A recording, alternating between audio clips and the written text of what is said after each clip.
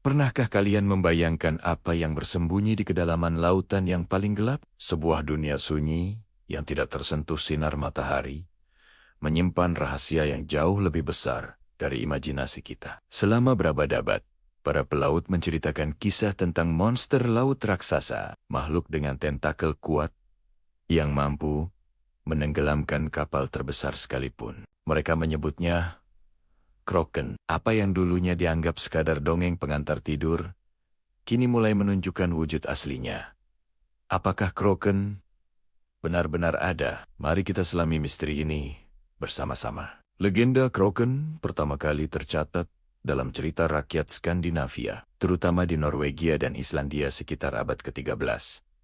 Dalam naskah kuno, Konungs Skags, Kraken digambarkan sebagai makhluk sebesar pulau terapung, yang keberadaannya saja bisa menimbulkan pusaran air mematikan. Para pelaut zaman dulu percaya, jika ikan-ikan tiba-tiba melimpah di suatu area, itu adalah pertanda Kraken ada di bawah mereka, sedang menarik mangsa ke permukaan. Namun, jika ikan-ikan itu mendadak lenyap, itu saatnya untuk berlayar secepat mungkin. Legenda ini bukan hanya cerita seram, tapi juga sebuah peringatan dari para pelaut kuno tentang bahaya tak terduga yang mengintai di lautan luas. Mereka melihatnya dengan mata kepala sendiri. Selama era pelayaran, banyak pelaut bersumpah telah bertemu langsung dengan Kraken. Erik Pontoppidan, seorang uskup dari Bergen, Norwegia, dalam karyanya Sejarah Alam Norwegia pada tahun 1752, mendeskripsikan kesaksian para pelaut yang melihat punggung Kraken yang membentang lebih dari 1,5 mil. Mereka mengira itu adalah sebuah pulau.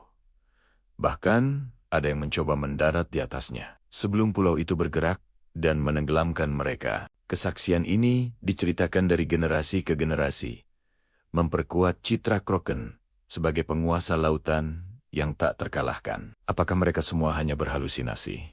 Atau memang ada sesuatu yang nyata di balik semua cerita ini? Jawabannya mungkin terletak di bagian bumi yang paling sedikit kita ketahui.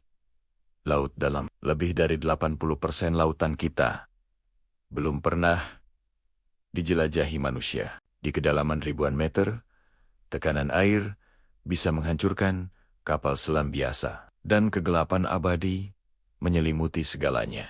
Inilah habitat yang sempurna bagi makhluk raksasa untuk hidup tanpa terganggu. Ilmuwan modern percaya bahwa legenda Kraken terinspirasi dari pertemuan nyata dengan kumi-kumi raksasa, atau Architeuthis ducks, dan cumi-cumi kolosal, Mesonicoteuthis hamiltoni. Makhluk-makhluk ini bukanlah mitos. Mereka nyata dan hidup di kedalaman yang sama, di mana para pelaut kuno mengira Kraken bersemayam. Kisah-kisah modern pun semakin menguatkan fakta ini. Pada tahun 2004, para peneliti Jepang berhasil merekam gambar pertama kumi-kumi raksasa di habitat aslinya. Beberapa tahun kemudian, pada 2012, tim ilmuwan lain berhasil merekam video pertama dari makhluk menakjubkan ini. Bayangkan, seekor cumi-cumi dengan mata sebesar piring makan dan tentakel yang bisa mencapai panjang lebih dari 13 meter. Bekas luka isap raksasa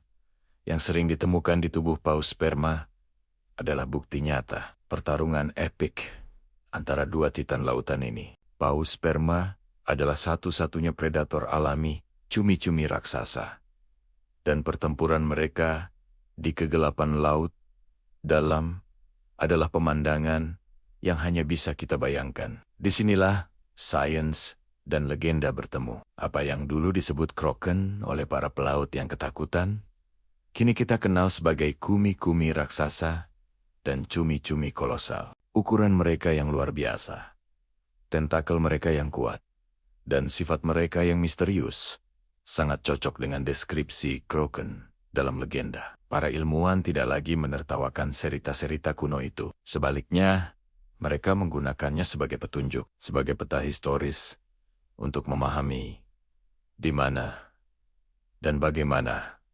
makhluk-makhluk luar biasa ini hidup. Legenda Kraken bukan lagi sekadar mitos, melainkan interpretasi manusia purba terhadap fenomena alam yang nyata dan menakjubkan.